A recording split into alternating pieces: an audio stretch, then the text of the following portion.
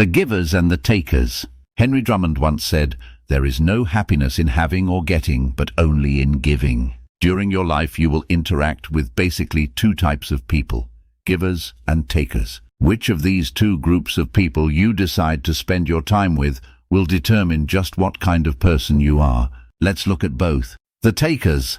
A great deal of our world is filled with these kinds of people. These are the folks who expect you to do things for them. They expect to be treated nice. They expect you to run after them. They expect you to devote the majority of your conversation listening to them about what they have to say about themselves. They expect you to be interested in what's happening in their lives. They expect that you won't want much from them because they don't feel like giving much. And once you stop being interested in them, they become uninterested in you and move on to someone else who will give them the attention they crave. The givers.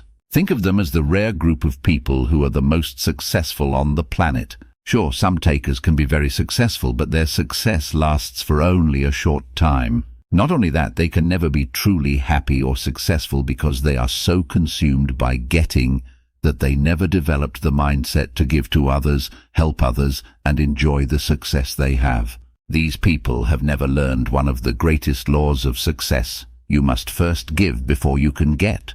The givers are those who freely give their time to help others become the best they can be. They don't see through others, they see others through. Whether it's good times or bad, the givers are there to help. Givers are excellent listeners. They know most people will talk about themselves for much of the conversation, but that doesn't matter. Givers enjoy listening and learning. They seem to understand that our Creator gave us 2 ears and 1 mouth, so we will listen twice as much as we talk. Whenever givers speak, it's because they have something to say, a word of encouragement, a laugh to cheer others up. Their words are well-placed and well-intentioned, and they accomplish exactly what the giver wants them to. The lesson to be learned is, remember the old saying, talking is sharing, but listening is caring. People will give you whatever it is you want if they first know you care about them and are willing to help them. It is true that people don't care how much you know until they first know how much you care. The motivational speaker Zig Ziglar said it best. You can have everything in life you want if you will just help enough other people get what they want. Being a giver is one wonderful way to do that. Now let's talk about something called the magnet of attraction. James Allen once said, "Men do not attract that which they want, but that which they are." It's been said that we attract those people in our lives whose ideas and beliefs are similar to our own. How true. Still, many people wonder why they always seem to find themselves in unpleasant relationships and business dealings while they're totally convinced they couldn't possibly attract those kinds of people and problems. Let's look at a few of these kinds of people. I call them the drainers, and if you're not careful, they'll suck the life right out of you emotionally, spiritually, physically, and financially. The pump-me-uppers. These are the people who constantly need to be coached. They often feel more down than they are up. They tend to focus more on problems than solutions. Their conversation tends to be about events of the past, rather than dreams of the future. The lookers. Outwardly, these are some of the most beautiful people around. However, inwardly it's a whole different story. The old saying, "Pretty is as pretty does," is so true. These folks are really into their appearance to a degree that it becomes an obsession as to what clothes they wear, what car they drive, what job they have, what house they live in, and what kind of lucky recipient gets to be in a relationship with them. The expectors.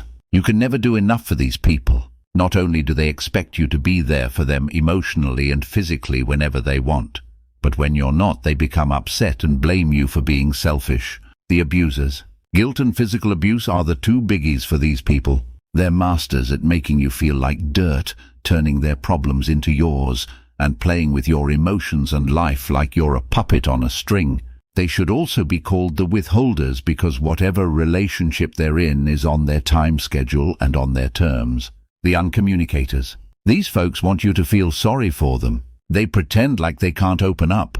But the reality is that in more situations than not, they've found that keeping quiet about their feelings causes others to feel doubt about themselves and the relationship, and actually serves to pull their partner closer. Seems that not knowing how the other feels causes many people to try doubly hard to break the ice and try to help their unemotional partner over their perceived temporary problem.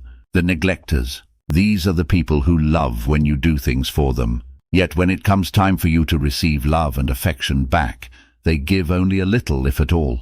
Their primary motivation and concern is how you can make them feel good. And wouldn't you know it, it's never quite the right time for them to talk to you and hug you the way you need those things. Yet many keep giving to the neglectors in the hopes that one day the neglector will finally pay them back with interest. That someday never seems to come. The fixers. These folks need you, and that makes you feel great. The problem is they need you to fix their problems and help them get their life in order. Many of these people grew up in families where they never had a good role model for relationships. Most of their growing years were in families whose major focus was dealing with issues and problems to the exclusion of building positive, loving, accepting, and unconditional relationships. What many of these fixers do is find someone with a clean slate, the person with a well-balanced and happy life, then write their problems all over the other person's clean slate. The one with the clean slate is left frustrated and confused because to them the relationship is unhealthy, unhappy, and unfulfilling. After all, sure, there will always be problems we must deal with, but dealing with those problems all the time and making that the focus of the relationship, there's got to be something better. Yet to the fixer, unless there are problems and issues in the relationship to always talk about and deal with, the relationship just doesn't feel right and something's wrong. So the fixer pulls away physically, emotionally, and spiritually until the partner with the clean slate decides enough is enough and finally ends the relationship. Not a problem for the fixer. They simply turn on the deceptive charm, make the next person in their life feel needed and wanted, and allow the endless cycle to continue.